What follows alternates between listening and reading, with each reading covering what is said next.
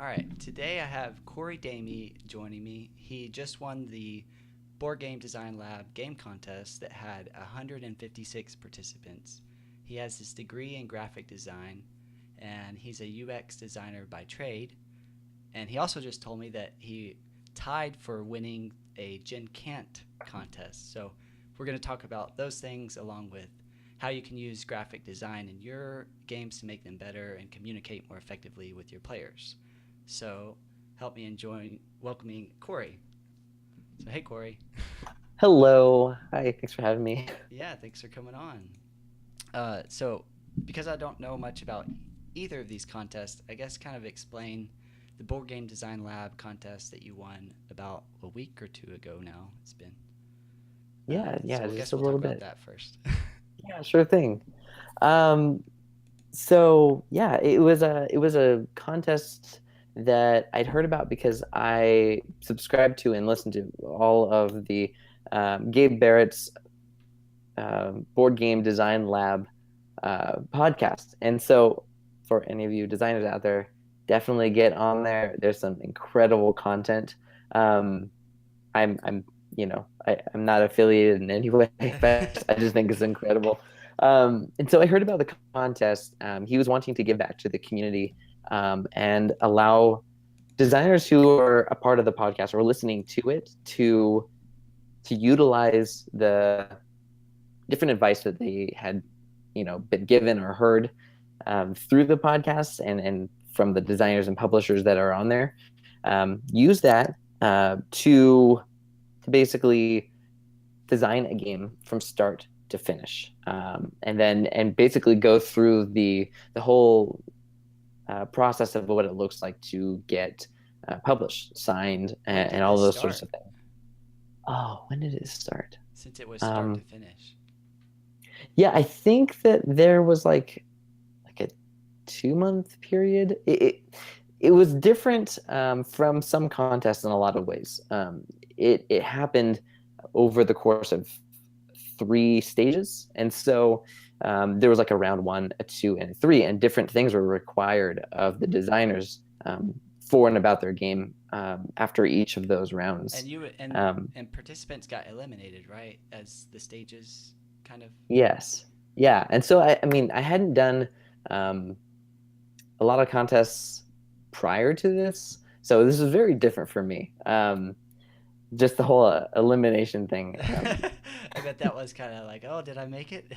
It's Did a I make it little onto the team? nerve-wracking. I know, and every time that a new round of a finalists were announced, I was never the first to hear about it. I would always hear from somebody else on Twitter, like, "Oh my gosh, Corey, I just saw your name." Like, oh, That's that's a good cool. thing. I can finally breathe a little. Um, And so go ahead, sorry. yeah, no, it's okay. It's that this always happens. The talking at the same time. Yeah, so that's how I heard about the contest, and I'd been working on a game. Like most people who were entering into the contest, they were either working on a game or heard about the contest and decided, hey, this would be a really great opportunity for me to start working on this dream game that I have. And so you see all sorts of games from uh, huge, 4x euros, all the way down to 18 cards. Um, Micro games. so they were all entered into the contest. And Uh, what kind of components or how many, what size of game did you enter? Seasons of Rice. okay, yeah, The if name you of your haven't game. heard of Sorry. Seasons of Rice, and not many people have, And it now they was will. basically now they Now that will. you're winning all of these contests. It's an 18 card game. It's a wallet or micro game, however you'd like to kind of classify it. And yeah, it's just made up of 18 cards. And mine has a couple of just cubes or whatever you would like to throw into the game in order to track your score. And so many have suggested paper clips, little pieces of little grains of rice. Ooh, that'd be cool. Um, and yeah, just I to don't know keep if it it's thematic. practical, but I know. I would go through so much rice. Um, S- so yeah, that was the constraints of my design that I entered in with. do you have it Um, sitting by you by any chance? Yeah, actually, this little dungeon that you see around me is also my workspace. Nice. And so I actually have um, these. Ooh, it's a pre-cut sheet, or no, that's Yeah, board. Or so what this is is it? yeah, actually my where I work is really cool, and we have really large format printers. This is just on a normal printer, it's a 13 by 19. And Ah, so I have it with bleeds, and so a single cool. sheet does an entire 18 cards. I got a few sheets right here, and some of them are just they got printed weird, and so I haven't cut them out or used them yet. But that's sort of yeah what it looks like. I What don't do actually you have use to cut out your cards? I'm always curious to hear how people oh are their process of making the prototype. yeah, of course. Well, from the design standpoint, I usually create graphics in either Illustrator or Photoshop, or combine the both of them, and then plop them into InDesign, send them out in a PDF, and then I'll get these prints ready, and they've got crop marks and bleeds, and then I have a really large cutting mat that generally people will use to cut like quilts and stuff. It's my Is that it's what my they call a wife's roto cutter, a or roto cutter. or is that the Um, same thing, or roto trimmer, well, or I think rotary that blade? that's like the round thing that you. It Yeah, kind of looks yeah, like I a think that's pizza what it cutter. is, but that's not what you use. No, I use an X-Acto blade. Ah, okay. Yeah, and I mean that's just kind of like I don't know, graphic design industry standard. It's like X-Acto blade. Huh. Is that hard to get So used to using? not really. I mean, You just get I'm really I'm good. not the best cutter, but it works, and I get pretty decent straight lines. I should probably get a new ruler because I think I've been cutting into it a bit, and so it's just standard straight ruler, 24 Okay, inches. that's pretty cool. So I have a question. Yeah. Some people use, and I've used it before, guillotine cutters just for like a rough Ooh. prototype. It's faster than scissors, but it's And not it's the most faster than accurate X-Acto thing. knives. But is it just less accurate? Is it like what does the design, the graphic design community think of a swing blade? Guillotines are great. Like when I went to the school of the Art Institute of Seattle, I mean, they had them all over the place. They're great if they're sharp.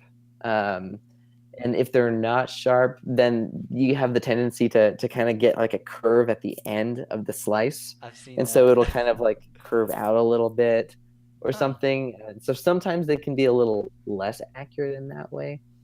You certainly don't want to cut like multiple pages with them, depending on like the weight of the cardstock you're using. Ah. Um, so I find that because I'm just doing like one or two prototypes for every like iteration of the design, I'll just go and do it with an X-Acto blade and Cool. trying to cut myself. I've tried. Now I have more material to update one of my posts with. One of my posts is like how different people actually print and cut out their prototype, which is very basic, but there's a lot to it and a lot of different ways that people have found to be helpful. Oh So, yeah, so yeah. There's that's a a good lot of one. ways that um, I don't know if you've done like just cutting it at like a normal copy paper, like your printer paper, and then just cut it out with scissors or something and sleeve them. Ah, yeah, that's one of the methods. That's kind of how I do it with mine. I have like I'm gonna switch this real quick, but I have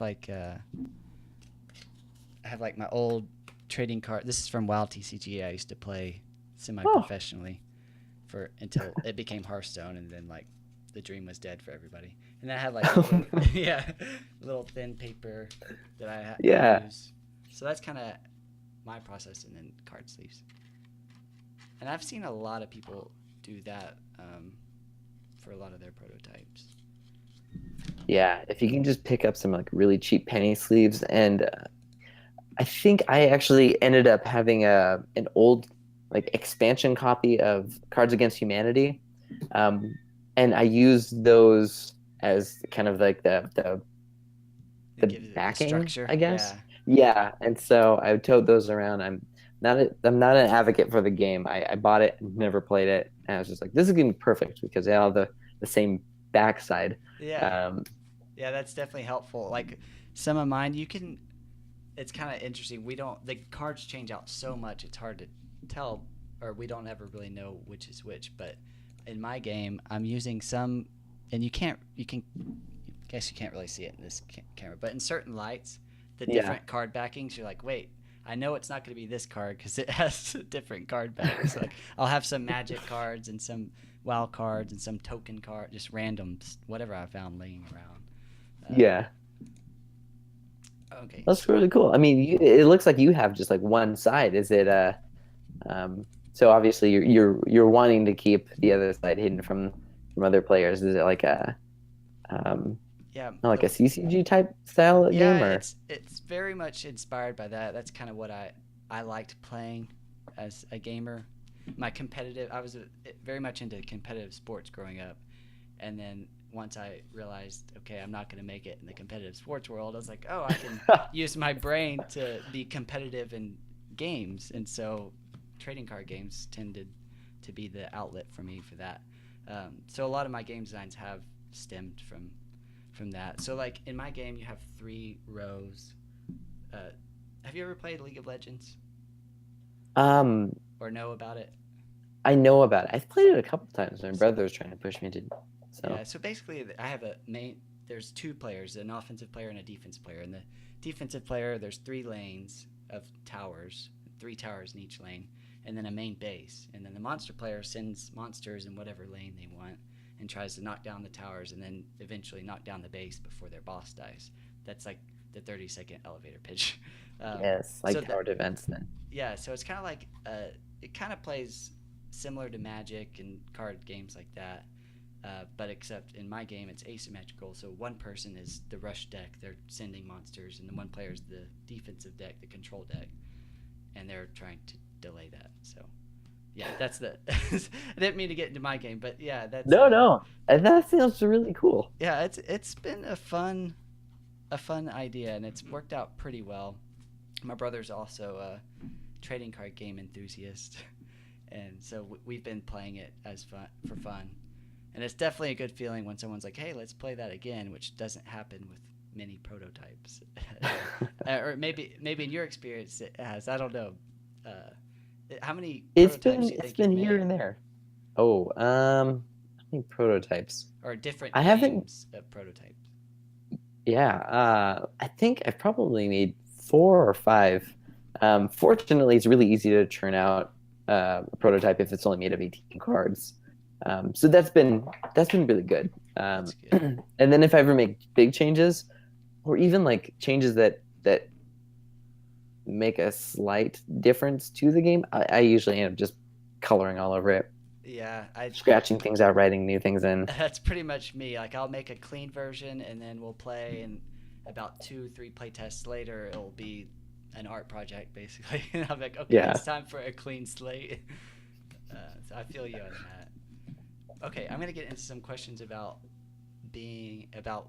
different ways we can use graphic design to help our games communicate more effectively and all that, because I think it's I would say it's kind of underrated, or it's at least not spoken about a lot in the game design community. You can definitely tell when a game doesn't have good graphic design, but when it does, usually people don't really talk anything about it, but it's definitely helpful, you know? So, yeah. So what are this is going to vary by game, but like what are the best places to have info on your cards, like cards like this? Like I'm gonna show you like how this card's laid out, just so you can kind of have reference to. This is like a trading card, but there's a lot of games that use cards like this. So in the upper left, which it looks like upper right when I'm pointing, but upper left is the resource cost. This is kind of confusing because it's backwards to you. We have the resource cost, and this is important when players are fanning their cards. So we have the resource cost, and then this is like a secondary resource cost. Mm-hmm. And then we have like the name and the type, and eventually an image will go here. And then we have the text box, and then on the monster cards we have the attack and defense. So that's kind of a standard. But I want to hear your thoughts on like not only this game but just games in general. What we can do to communicate more effectively. You know, coming from the graphic design world and user experience. So I guess Yeah, certainly. maybe that was enough to Um, spur. no, that's great. That's great. I'll start with the prototype you just showed me. I think what you've done uh, is really good in regards to the fact that um, with a lot of games like that, where it's just kind of like a PvP type of thing where you're just playing against the other player, you don't want to reinvent the wheel too much because a lot of research, a lot of time has been put into making sure that games like that work as optimally as possible. And so a lot of great um, games like Magic the Gathering have done it and they've done it well. And so just kind of like standing on the shoulders of giants is certainly I think the way to go when you're doing something that sort of like falls in line with how those games have been done. Obviously, your game's different, but But yeah, it's yeah, like I so think that pretty it's much like the trial and error for these graphic design elements have kind of already been done, so to speak. So that right, makes a lot of right. And sense. so another thing is just that if you're kind of gearing it towards players who maybe played Magic and are looking to get into something else, I'm using Magic just as an That's a example, good just reference. off the top of my head. I think they just had their um, like 25th anniversary at Gencan't holy starting cow. today. So it's like, wow, that they're definitely the big guys in Yeah, this they've been around for a industry. while. Yeah. And so, yeah, I mean, that's just a testament to the fact that they know what they're doing. And so, one of the things that I really loved about those prototypes, the prototype was that is that it doesn't deviate a whole lot from that. Ooh, I'm looking for the word, but I'm not finding it. It's That's just okay. like the The genre? Or I don't know. I'm probably not helping. no. We'll just go right to the design. Just the way that they've laid it out. It works because um, you're wanting to target like the way that players are going to be utilizing those cards.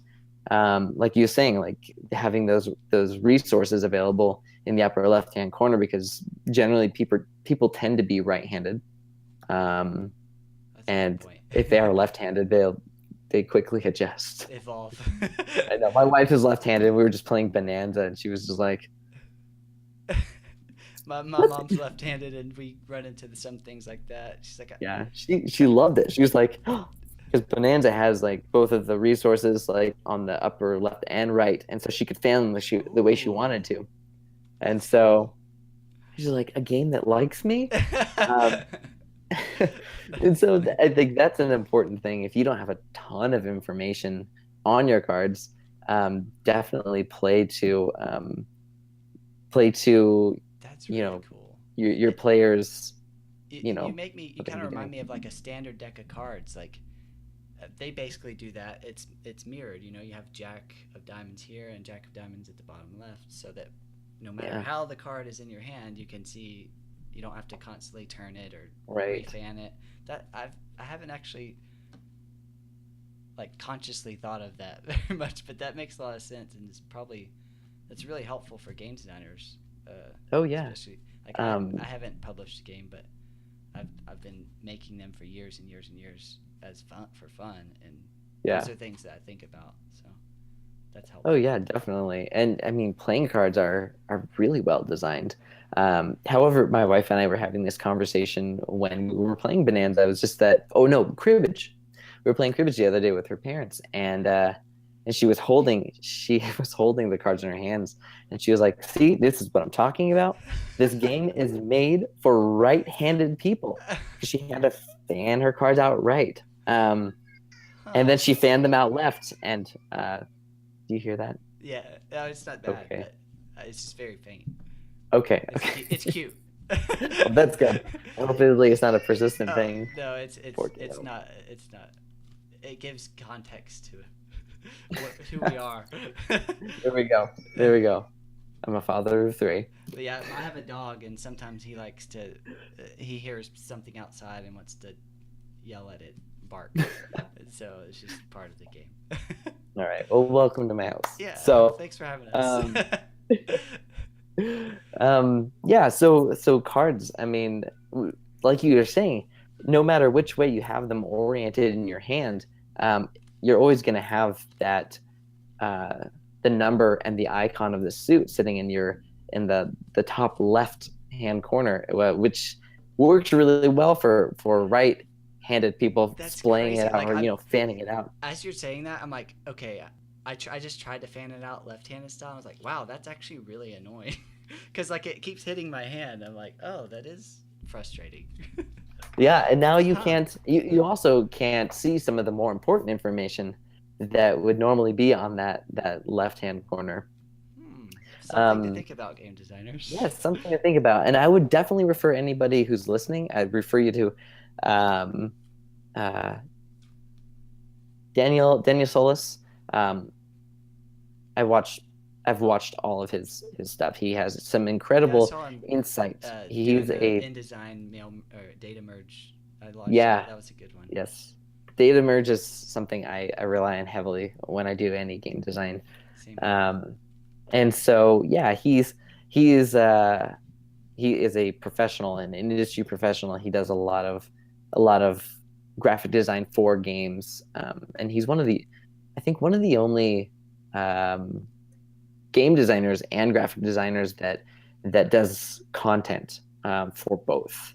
And so, if you're wanting to do any graphic design for your card or board games, I would definitely say go on YouTube, find his videos, subscribe to his channel, and just sit back and learn Cool. I'm design. gonna make a note to link that. Cool. Okay. Yeah, I'm always Yeah, and looking for new videos to help improve my game design, whether it be graphic oh yeah, design or just anything, how it plays.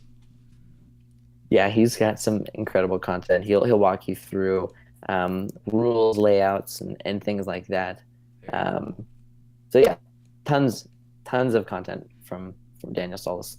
Right Um, before, oh, sorry, go ahead.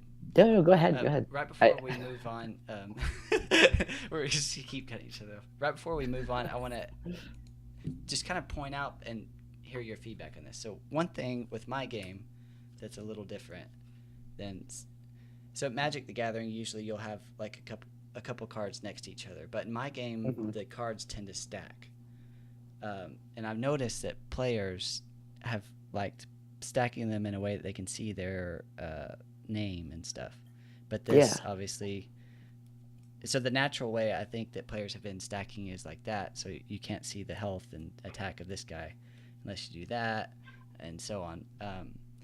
As players have played and evolved, they've started like my brother. He's played it the most, and we just have learned to stack them like this.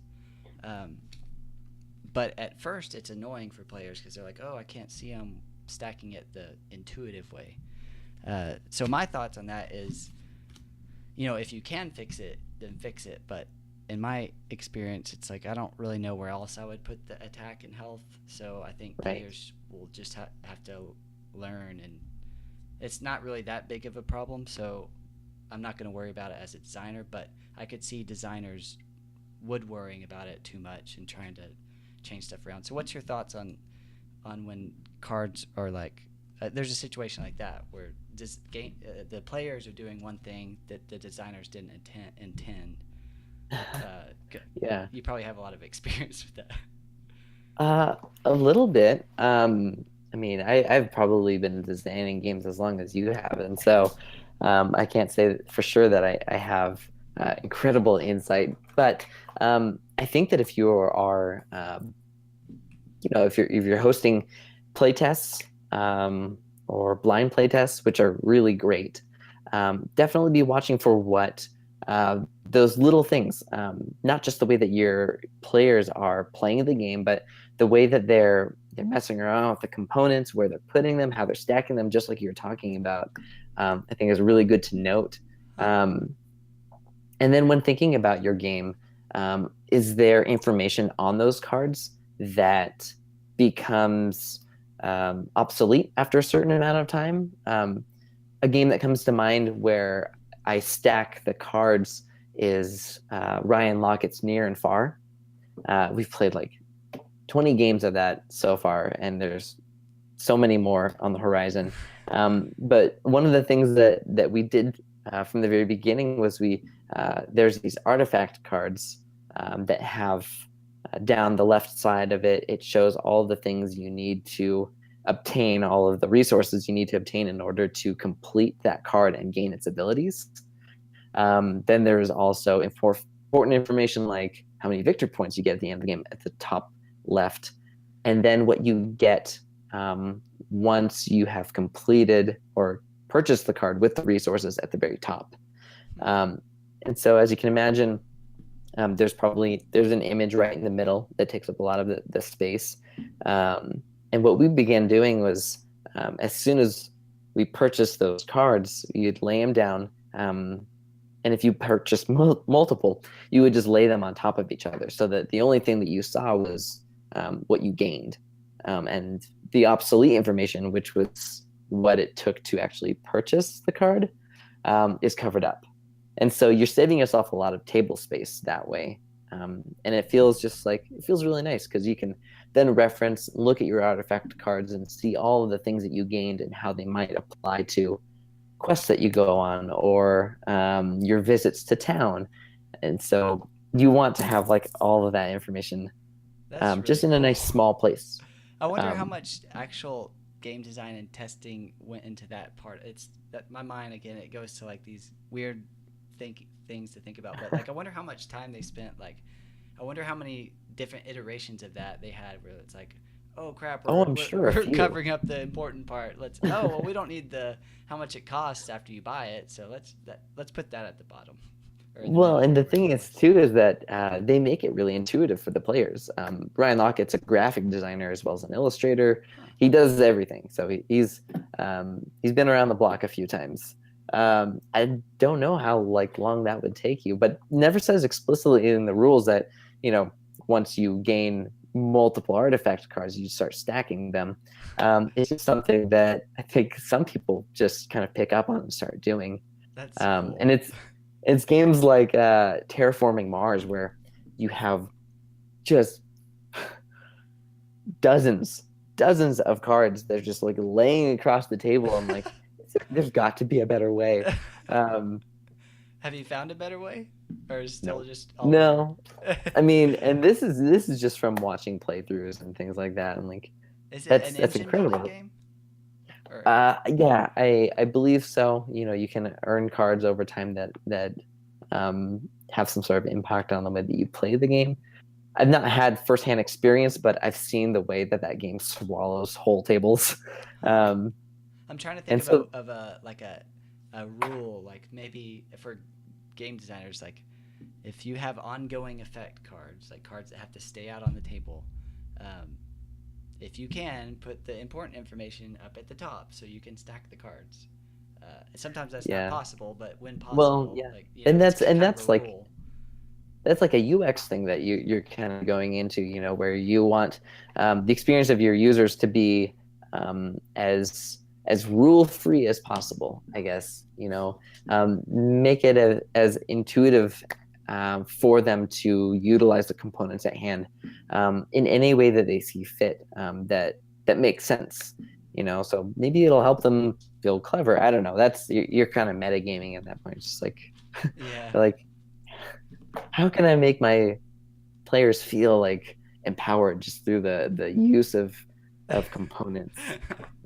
So what's a normal day like for you as a UX designer, user experience designer? Because I'm curious to know what you do there and how that translates into your game design. One of the things that I do a lot is just go around and ask people questions. So you're helping them produce like an image, or like what kind of things do you?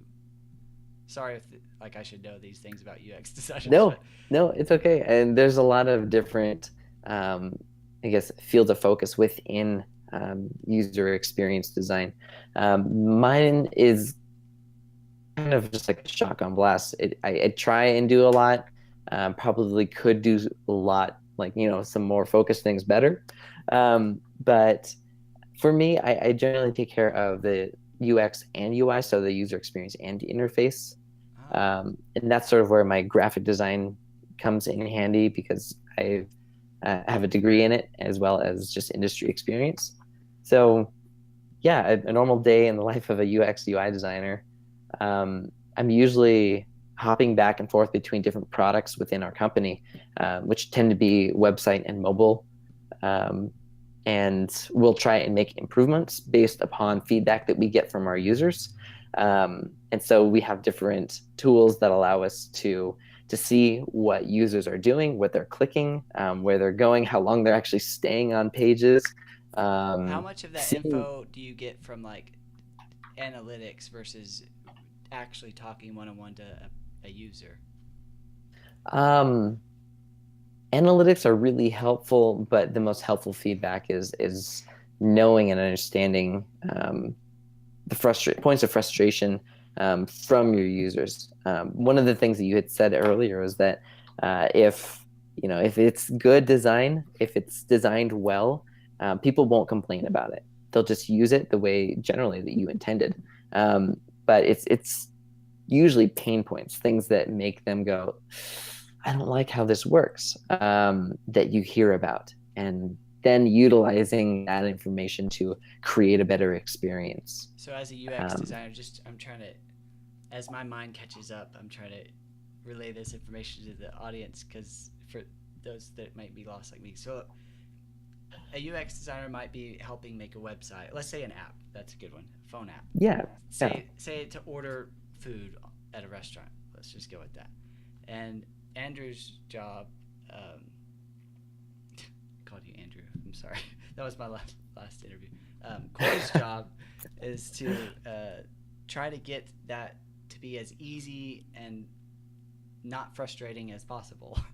So if the user's always trying to click buy hamburger and it pops up with a pizza, that's going to be frustrating. oh As a yeah, very simple point. But then on top of that, you say you also do the UI, which is like the way the button looks for ordering a hamburger or the picture that's there to order a pizza. right. Sorry, I'm just trying to catch my brain up because like for a while my brain was on UX equal like being a user experience person is being a graphic designer, but that's not true. And that's where I was getting tripped up for a second. Oh yeah, yeah. So yeah, being a UX designer doesn't necessarily mean that you need to have any graphic or artistic ability, really. But it's helpful. Um, And yeah, that the whole UX UI role kind of stemmed from this idea that graphics was an important and integral part of having good, clean user experience. And though I think it's important, it's not everything. okay. Um, there are sites like Craigslist, that look terrible, but the reason why they kept them the same was that people would complain once there was a redesign introduced, Huh. and it's like I can't find this thing that I was, because people have grown to know and understand and honestly love the way that terrible sites look sometimes I wonder if that's because they kind of are what intuitive. Board Game Geek is like, because they see. I mean, they were made back in like 2000. I'm not trying to bash them, but it's like they don't look updated, kind of like Craigslist. But I Right? would guess that if they did update it, a lot of people would be like, "Whoa, where's this thing that I always go to?" You know? Yeah. Um, And you know what? I commend them on the way that they've been approaching their redesign because you can see it here and there, and they roll it out and they ask, "Do you want to be a part of this? Do you want to see what's going on and how we're making that's changes good. for the better?" And so, I every time that I'm given the opportunity to look at their beta pages, I'm like, "Yes, I want to see what's going I'm on. I in. want to provide feedback because I love the Board Game Geek and I want to see them grow and provide." Useful and good looking web pages for their users. Yeah, I So agree. I've noticed right Reddit now, does that too. The slow rollouts. yeah, It's yeah. cool. It's I mean, if you've spent any time on Board Game Geek, you know how expansive and how large that site is. Their database has got what 100,000 That's crazy. board games on it now. I think that they just breached 100,000 entries. Wow. So it's incredible. It's huge. Um, but yeah, I think that the main page, the landing page, may be the last one that gets revamped. It's what everybody sees. It's what everybody uh, uses to customize their own experience on there. And so, That makes sense. That's smart. yeah, so far, I think that it's been pretty good. I don't think they've gotten a whole bunch of kickback from the community on it. I mean, Yeah, I haven't heard much a lot of good complaints criticism. or any really, so that's good. Again, Yeah, if it's working, there's not going to be complaints, so I guess it's working. I want to talk about your Seasons of Rice, your game that won the contest. You said there was 3 stages, or 4? yeah. 3. There are three. There are three Um, stages. Yeah. did you receive?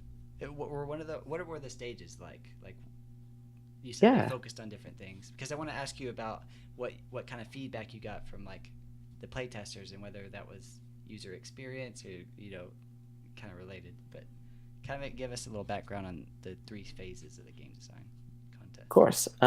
Yeah. So the first round, first phase was they required that all entries had a 3 to 5 sentence kind of like elevator pitch that described your game, as well as just how many players and the amount of time it took. And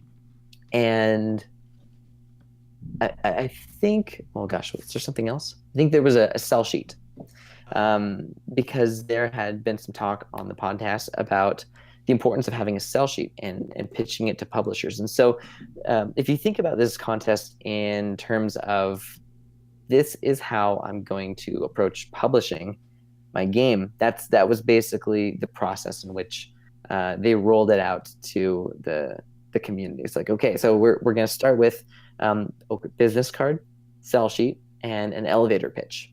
And this is what you're going to, a publisher speed dating with, you're going to a con with. And so that's how they did it. They wanted to kind of simulate what I don't that want to put you on the experience would be spot, but like. I'm going to put you on the spot. Okay. What Seasons of Rice elevator pitch? Just Oh, okay. Yeah. Seasons of Rice is a 2-player, 10-minute card game that has 18 cards. And you are playing through the course of 2 drafting phases, utilizing the features on the cards in your your landscape in order to gain points. Whoever has the most points wins. very cool. That's exciting. That I love drafting games. I love 2-player games because I don't like a lot of downtime between turns. And I love having rounds in games. Like I wrote an article of 5 attributes of a great game, and one of the attributes, in my opinion, is having rounds. I love when a game has rounds because it's not like you spend an hour and you win or lose. It's like you could spend an hour, or in your case, 10 minutes, I think you said, 5 minutes each round, and it's like, oh, I won a round or I lost a round. So I like your elevator pitch. Oh, that's good. That was That's good. I mean, it doesn't, describe the entire game, but It was good. it's really quick. I guess I forgot to mention that it's Cambodian themed. So it's interesting. it had a bit of meaning to me just because I'm half Khmer. My mom is Cambodian and she's from Cambodia. Very cool. And so yeah, I made this kind of in honor of my mom. And so what are the 2 seasons of Rice? You said there's 2 rounds. What are the 2 rounds? yeah, Do they relate? well, I guess phases would probably be a better way of putting it. That I works. butchered my elevators. No, it's good. That makes sense. Yeah, so there's 2 draft phases. One's called the wet season, and one's called the dry season. In Cambodian rice farming, it's different than a lot of other rice farming in that there are 2 main cultivation and harvest seasons throughout the entire year. And so one is called the monsoon season or the wet season. I guess they even call it the rainy season. And then the other one's called the dry season. The wet season takes place over the course of about 7 to 8 months, or 8 to 9 months. Wow. And then a lot of rainy days. oh yeah. That's crazy. And then the remaining months, which is much shorter span of time, is the dry season. So there's a much smaller yield of rice during that time and a much larger one during the wet season. So the way that Seasons of Rice emulates that is the wet season has tons of possibilities. You're holding 7 cards in your hand. You can play any one of them into your landscape to start your or to grow your rice field. And then you're drafting that hand, or you're playing a second one on your turn into the dry season. Then you're switching hands with your opponent. Ooh, And then you're doing the same thing until you run out of cards. that's fun. And then you have the communal dry season. So you see all of the potential cards that you could be playing into your paddy, and so you have a lot less options available to you. And then you're drafting them from the center. Picked up by a publisher, right? Yeah. So Seasons of Rice just got picked up by Button Shy Games.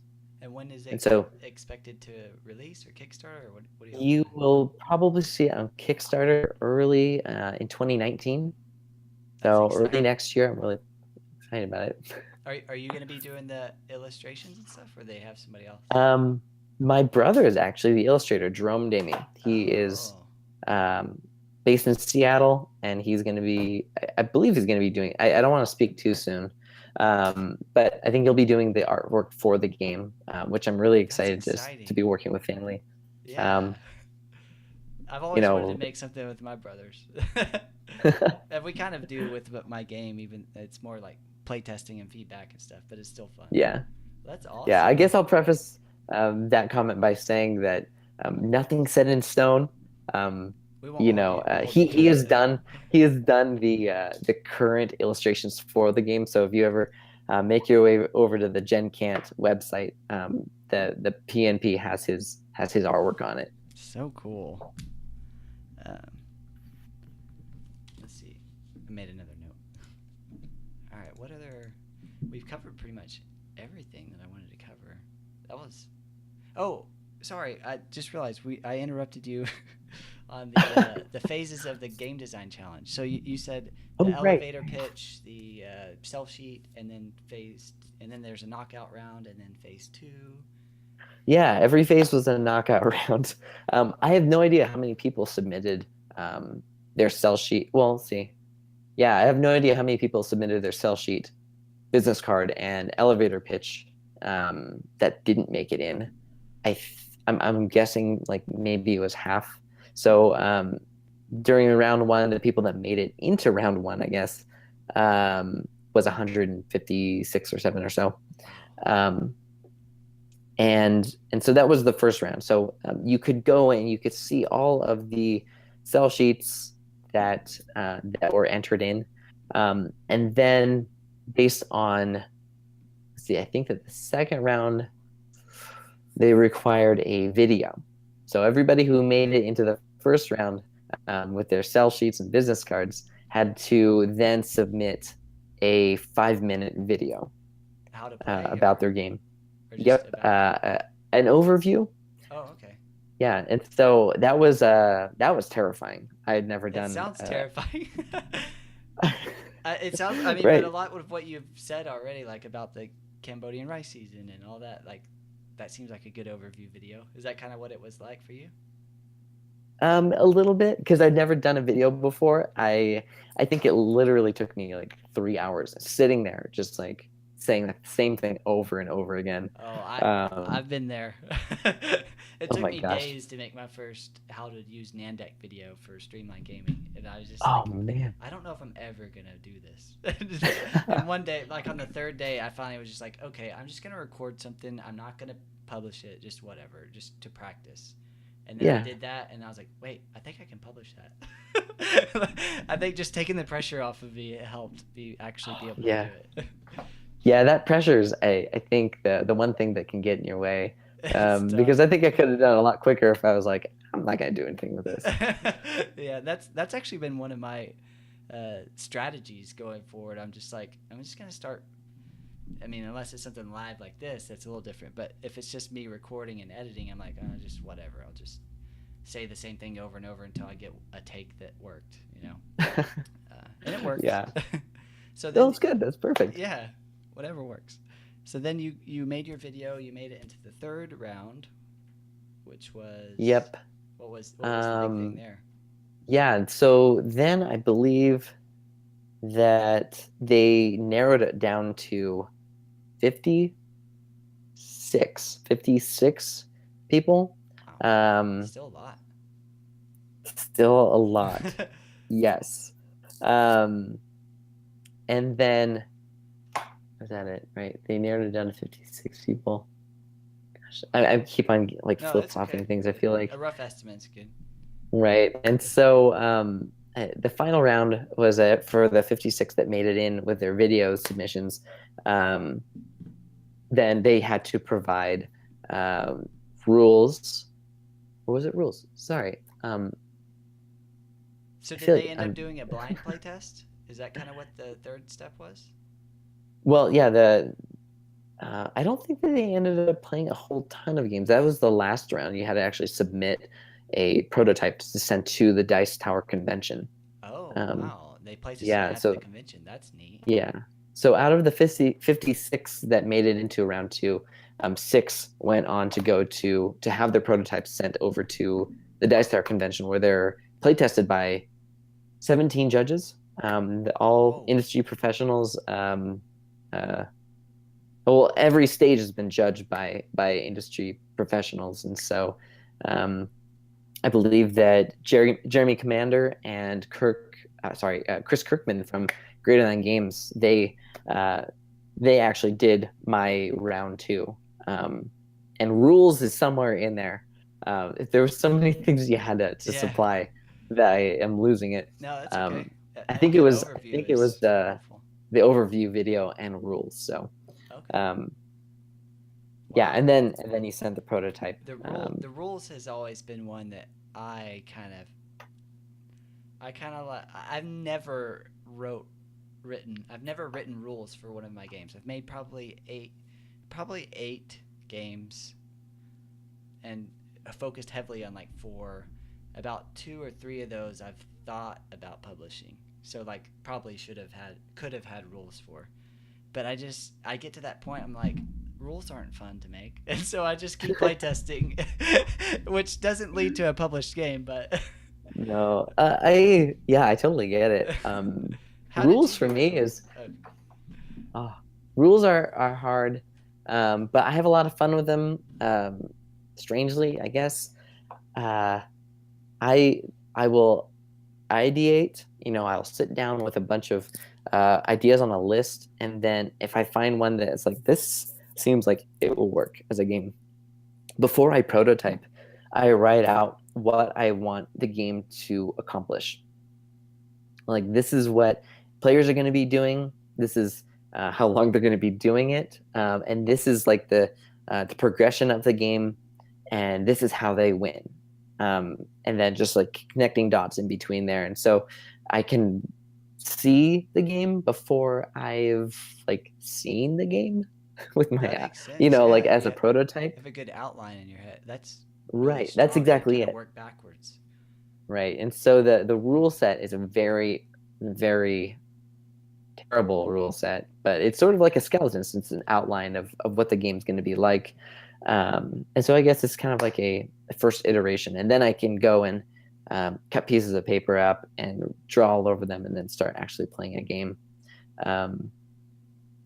It just gives good. It lays good groundwork. The rule book first before that's cool. Not the whole rule book though. Like that the ideas, like right? The flow of the game and how many people you want playing it. Because I mean I have problems sometimes with my game designs. I would say this game design that I've been working on this year, I've done a lot better. I didn't write anything down so much as rules, but I thought like, okay, it's going to be 2 players. Mm-hmm. And in the past, I would be like, it's going to be 2 players. Oh wait, I want to make it 4 players, and I would like, it caused a lot of problems as the designer. But this time, every time my mind went to, oh, I could do this 4 players, I'm like, no, it's a 2-player game. Design a 2-player game. So those kind of things were helpful. Yeah. And I guess I wrote down some of them, but not as structured. But I think that's probably a really good idea to help you get to what you want, to write it down. I Oh might yeah. try that. I will try that. Yeah, definitely try and get some rules in there. That way you can hand it off to people and be like, "Hey, try this. Does it make sense?" Yeah, I haven't actually done a Um, blind playtest yet. Once, probably because I have never made rules, but that's definitely required for a blind playtest. oh yeah. Um, even even one of the things I actually tried was having people take the rules that I created and say, "Okay, teach me the game. Like, show me how the game is played." Um, and yeah, like nobody was too reluctant to do it. They're like, "Okay, let's do this." Huh. That's Like, cool. So you just handed um, them the game and the rules and said, "Show me how to play after that." yep, Hmm. pretty much. That's a good tip on Um, blind playtests. yeah, depends on how complex your game is. If it's like something huge, Yeah, you it don't want to waste their might be a time. little daunting. Like I don't know if I'm reading right. Um, That makes but sense. mine, yeah, came to be pretty small rule set, so that was good. Um, Nice. yeah, but basically from the whole contest, I think one of the most valuable things after every round was the feedback that I gathered um, from people who, I mean, I wouldn't trust. I trusted them implicitly. I mean, they had a lot of really great things to say, especially after having seen so many games. Um, That's cool. That Gabe got such a good group of judges together for it. oh yeah. There was That probably video makes it all. feedback. It was Oh awesome wow, that's impressive. from the con. Yeah, I was like, oh man, like I don't know what to do with this. This is so much good information. So, but like any playtest, you have to pick through it and make sure that um, that you're applying feedback that still allows you to keep the spirit and the the game that you want to produce. Don't change your game based on Hmm. what other people want. So That's good definitely be advice. careful with feedback that you're given. Um, I was just about but to ask you like, what's one thing as an artist by trade and now a game designer, like what are some tips on dealing with self doubt and like hearing constructive or hearing criticism and then be like, oh, maybe I should change my game. I've seen a lot of game designers do that. Like yeah, they get feedback from one person at a convention and then it's all of a sudden, oh, I should make my two-player competitive game a co-op game, and it's like, well, mhm, that that probably you don't have to listen to one person. You know, if everybody's saying this game needs something, then listen. But yeah, so that helps with yeah. that. That's tough. That's multiple things too. Um, Uh, hold on, okay. you're good. Um, so self-doubt, yeah, that's definitely something I think that a lot of designers deal with. Um, and I would say, I mean, be confident in what your game is and what you intended for it to be because it's your vision. You own that. You are the game designer. You are a game designer if you have created a game, if you're putting the effort into to to making it. Um, I think that a lot of people, and I've talked to Gabe and other people about this before, is that imposter syndrome. The fact that maybe you don't, and because I've gone through this too, is that like I don't feel like I'm a game designer. I feel like I'm just kind of here with all these other people who know more than me, um, who have more validation, I guess, and can say that they're game designers. Um, so the one thing that I would say is that if you're creating a game, you are a game designer, and your what you set out to do with that game is completely valid. So do what you want with it. Um, take every bit of advice that you get from others with a grain of salt. You know, understanding that they have a they're different than you, that they have things that they like that maybe you don't. And in the end, make something that you're passionate about. Um, Not what other people like want your game to become to suit their needs. So um, it's Wow, like their that feedback was is really highly good. valuable. The feedback is highly valuable, but yeah, I used to kind of let criticism and stuff really upset me. Like, I need to take a week break or whatever. Not, I mean, just like, especially if it's like a troll just trying to be mean. But the more I, Oh gosh. yeah, the more I create, and the more like I design games and get feedback, the more I'm more self confident about it. It's still hard, but kind of like what you said, if I listen to the feedback, but I know that I don't have to change my game from a 2-player competitive game to a co-op game just because one person said it. But at the same time, an example for my game, I had like 3 playtests in a row, and my opponent / playtester each game was like, I feel like the monsters don't have enough to do enough decisions to make. And so after like the third one, I was like, okay, I really need to figure out how to make more decisions for the monster player.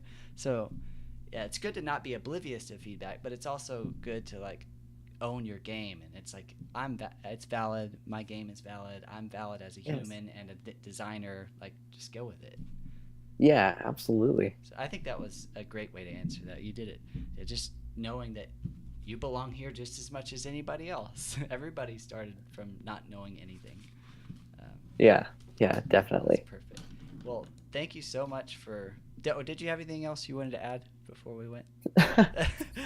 Oh man, do I have anything else I want to add? That's too open-ended of a question. I don't know. That's like, so what else is going on? Like, as I'm ending there. No, but thank you for helping like just even with my design, like giving feedback on that. That was really cool to hear your perspective yeah, as of a course, designer. of course. And good job on getting published. Congratulations and winning all these Thank you. contests. Yeah, it's wild. Do you have your next one you're working on?